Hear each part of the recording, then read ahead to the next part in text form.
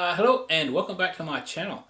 I know it's been a minute since I posted a video, but with the recent announcement for the GH6 launch, I thought it'd be a great time to make a new video. I'm actually really excited about this news. So if you haven't heard, February 22nd, which is on Tuesday, the GH6 is supposed to be announced from Panasonic. So we should get a lot more specs. We should get an actual launch date announced then. If they're going to do what type of an event, are they going to do a live stream? I'm assuming so, probably. Like I said, it's supposed to be February 22nd at 8 a.m. I believe, so, or 8 p.m. Sorry, 8 p.m. I believe on February 22nd, which is a Tuesday on the East Coast. So if you're going by Eastern Standard Time, 8 p.m. From my understanding, on February 22nd. We should have a lot more information on the GH6, including the launch date. Now, Fourthird Rumors has got a hold of some nice details ahead of this launch, which would be that the GH6 supposedly has eliminated rolling shutter. So that would be awesome. A rolling shutter is what happens when you have recording something like, or filming something like someone swinging a golf club. If you look at the video back, the golf club, instead of staying straight through the whole swing, you can start seeing it bend in unnatural ways. If you're trying to film a fence or anything with straight lines, or if you're filming buildings while you're moving vertical across them, or horizontal, sorry, if you're moving horizontal across the fence, or filming horizontal across the fence or buildings, you can get some warping and bending of the buildings, and that's rolling shutter. Now, does this mean that the GH6 is going to have a global shutter? Probably. So that's pretty nice. Being in micro four thirds, I tend to think this is actually the case, because that is actually one of the advantages of a smaller sensor. Is eliminating roll shutter is a lot simpler. It's not simple, but it's a lot easier to do than with like a full frame camera. So I definitely think this is something that is going to happen. Also, they're saying that the autofocus system is supposed to be 5 times better than the GH5. I also tend to kind of believe this and kind of hopefully expect it. But the good news from this, if the rumor is correct, is they're keeping the DFD, or autofocus system, which is what all the Panasonics are currently using, the GH5S, my G9, the GH5 Mark II. And with the latest updates from the GH5S, like I went over in my last video, and the G9, the autofocus system was greatly improved. The GH5 Mark II has even went a step beyond that with its autofocus system. So if the GH6 is better than the GH5 Mark II and the GH5S or the G9 with the latest firmware updates, then it's going to be close, if not on par, with a lot of the Sony and Canon cameras. So that's going to be really great news for Panasonic and for us Panasonic users. It's going to be awesome. Also, we also got some official specs that were launched or released by Panasonic when they first announced GH6. Kind of a little teaser. So we know it's getting a new sensor.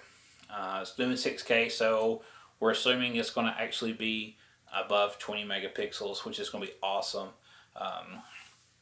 And it's supposed to do DCI 4K at 10-bit 422, which is also awesome, but it's unlimited, so that's good news as well. Also, and more news with Micro Four Thirds, TT Artisans, they're a manufacturer of budget lenses. Of course, they're mostly, I think they're all primes, and they're all manual focus. But you can get pretty decent lenses if you don't mind not having autofocus for around $100. So that's really that's good news for the Micro Four Thirds world, that we have another third-party lens manufacturer kind of hopping on board and supporting the platform. So that's awesome. It's been actually quite a good couple years for Panasonic and Micro Four Thirds, despite all the negativity that's been around it on some channels. Kind of if you look back with the global pandemic going on, uh, the chip shortages and everything that we're having, the supply chain shortages, issues with just shipping. So there's been a lot of issues that's kind of pushed back on everybody. Everybody's had issues, not just Panasonic, um, with keeping their deadlines in this current economic climate we're in. So you gotta kind of cut some people some slack. But overall, if you look back, we've got the BGH1, which was the cube camera that's geared more toward professional videographers. It had the GH5S sensor in it, but it was just a cube with lots of options of just attaching whatever you needed to it. Right, that was released back in 2020. Then we had the firmware updates for the GH5S and the G9, which greatly improved autofocus and updated a lot of other features for these cameras.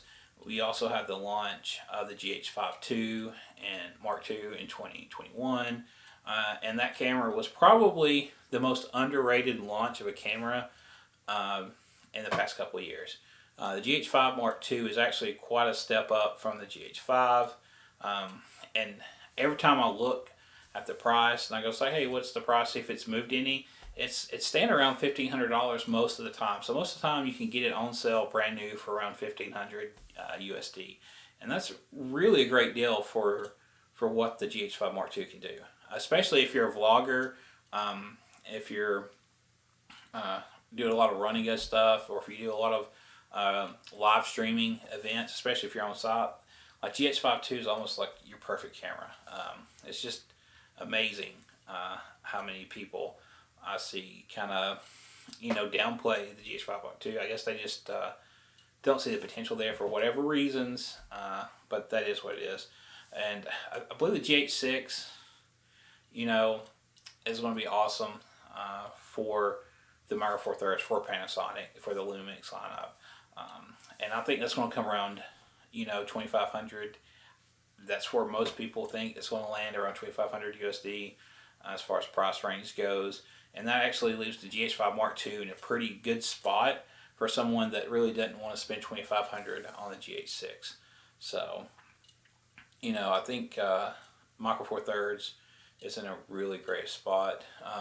Also, and not really related to Panasonic in particular, but Micro Four Thirds universe, OM Systems, formerly Olympus. They were bought out by JIP. They're actually releasing a new camera. The specs on it look great. I'm sure the camera, like the ergonomics and everything, is going to be real similar to the EM1 series of the past, back when they were Olympus.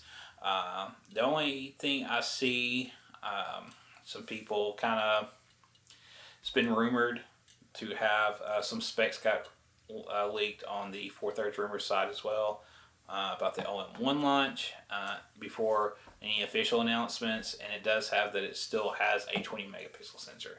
I know a lot of Micro Four Thirds fans, enthusiasts, are really wanting to see 24, 30 megapixel or more higher sensors. Co-worker of mine got one of the newer Samsung smartphones, and they had like a 108 megapixel sensor in it. So the technology's there. I definitely we should see some higher megapixel sensors in our Micro Four Thirds cameras, which I'm kind of excited for, because it's going to increase the quality of my wildlife photography. I do a lot of bird photography and wildlife photography. It's the main type of photography I end up doing besides landscaping. So I'm really excited for that. But overall, it's been a great couple years for Micro Four Thirds. I think with the GH6 launch, that we're going to see probably a lot of people kind of wishing they would have just waited and just stuck with Panasonic instead of selling off their GH5 and their lenses or whatever, or moving to a different system. They'd be like, man, probably would have saved some money and got better results with this GH6. But who knows? We'll have to see. I just think that may be a thing that happens. Other than that, thanks for watching. Um, like, if you have any thoughts or anything, please leave your comments. I want to link the 4/3 rumors articles in the description, so you guys can go and take a look at for yourselves if you haven't seen those yet, and actually read the articles from the 4/3 rumor site. Like I said, they are rumor sites, so keep it with a grain of salt on the no rolling shutter and the 5 times autofocusing. It's also was mentioned in the rumors that the GH6 possibly could have the mechanical shutter removed. If it's a global shutter, there's really not a need for mechanical shutter. As far as we'll have to see how that works. So we'll just have to wait and see on that. But like I said, February 22nd, we should know a lot more on the GH6. We should actually finally have a release date. Will I get it? I don't know. I'm waiting and seeing what specs we have, when it's actually going to launch, and what price point. A couple of things I'll definitely be looking for. If I were to purchase it, it would need to have the stills capability of the G9, with the video capabilities of a GH line camera. So like really, if it's a better hybrid camera than the G9, I would definitely be seriously considering selling my G9, which I love, and getting and putting that money toward the GH6. So, but also we have to wait and see. Leave your thoughts or comments down below here, and I'll read all of them. My last video did a lot better than I was expecting it to, so that's awesome. Thanks everybody who left comments and liked the video. That was awesome.